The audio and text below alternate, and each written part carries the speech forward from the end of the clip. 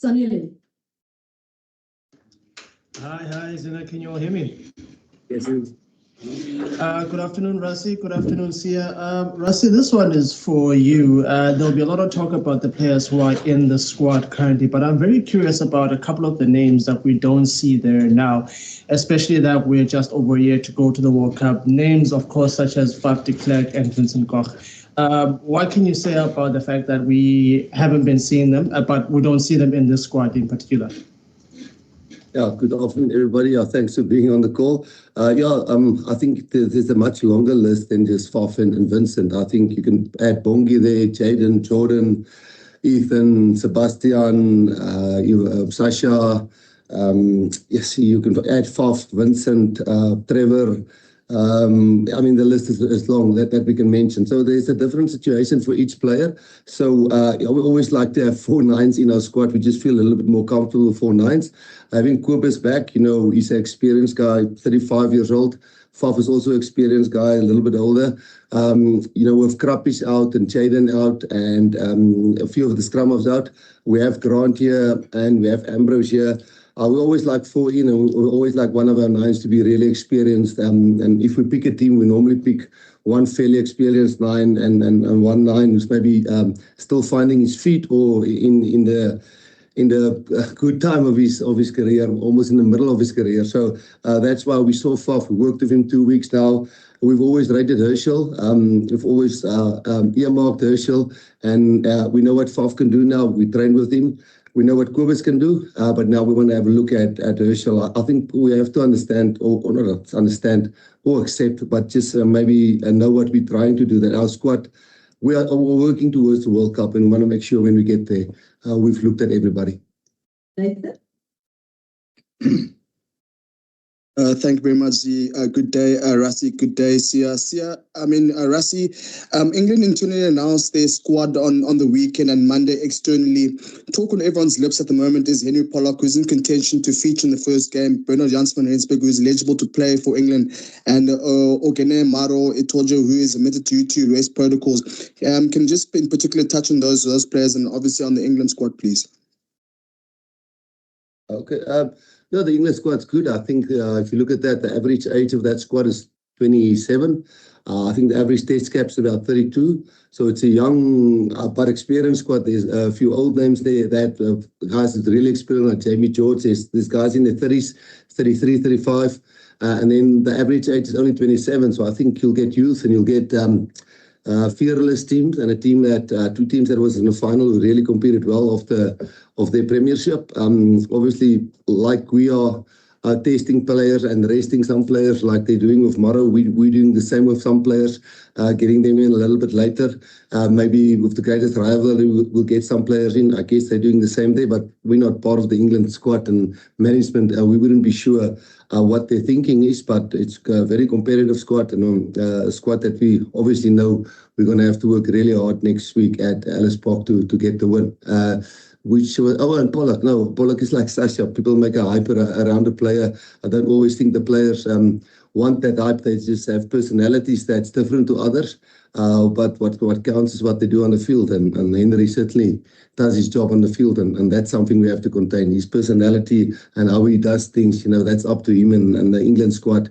And I guess the guys are used to him like that. And if I were a coach working with him, I would look only at his output, and his output's awesome. Yeah.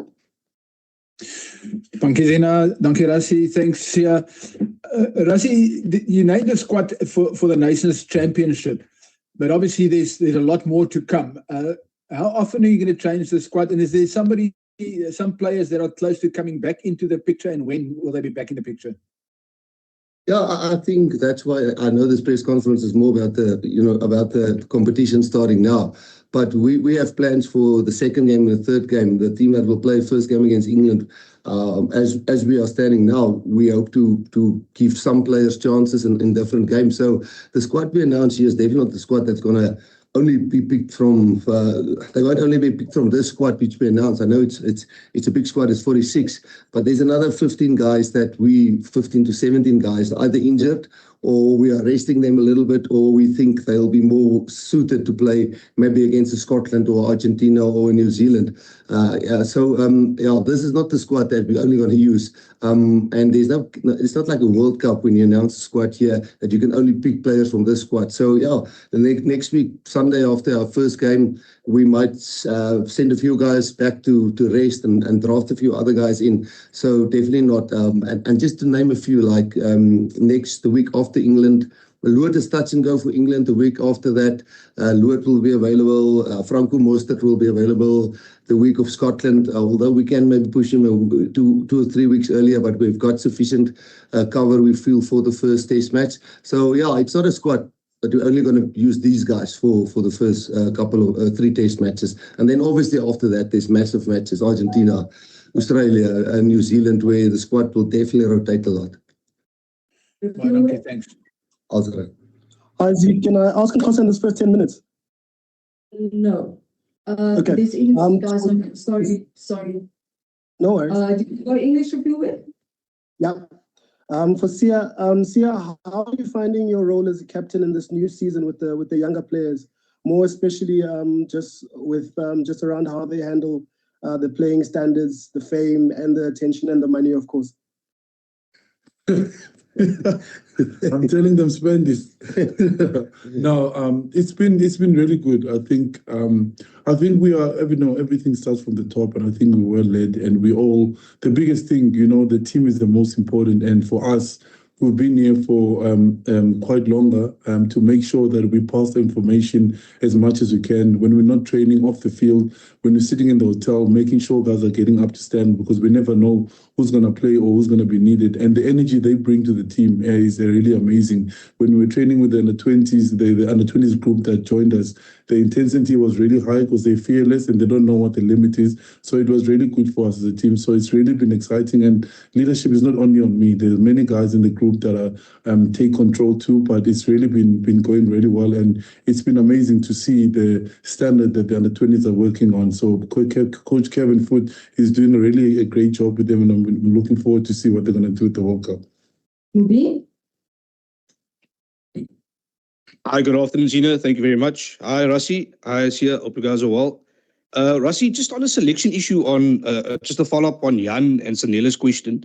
A guy like Johan Augustus, is there an update on him in terms of his injury? I know there's lots of depth at 8th man with Cameron Hanekom coming back, Evan Roos and Jasper as well. But will Johan get his opportunity this year? Because he's been in some amazing form the last 3 or 4 seasons. So just a lot of the fans and public want to know about him. Will he feature anytime soon? Thanks. Sorry, no, good question. Well, like we track all players in all competitions that we think when we do our depth chart, and we try to get 5-6 positions, 5-6 deep in a position, and Johan is definitely on that scope, but he's still injured, and unfortunately he's not available. So when we have tested Ivan and tested Jasper and tested Cameron and maybe Elrich come back into mix and we test him, the season is long. So yes, hopefully we can give him a chance somewhere, but at this stage he's unfortunately injured. Right? Afternoon, thanks guys. Afternoon, Rassie and Siya. Just on the Nations Championship, because it's now a competition with a log and there's bonus points on offer, does that change your approach in the games? I mean, bonus points might come into the final reckoning, and we know from history that New Zealand tends to score a lot of tries at home, and you're in the same pool as them. So how important is scoring bonus points in your approach to this game or this series? Yeah, we've never played a competition with the Springboks, apart from probably the World Cup, where you get log points for test match rugby.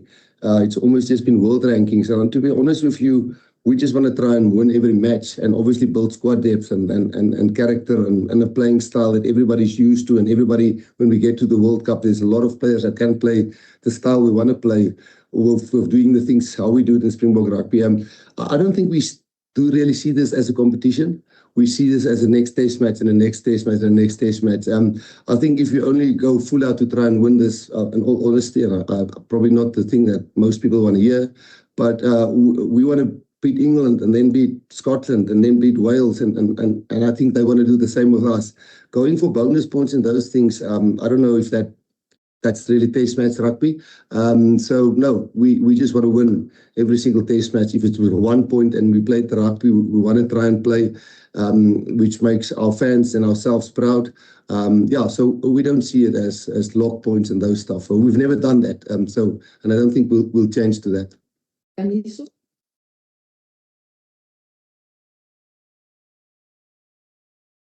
Kaniso? Okay. Something wrong with his mic. Percy?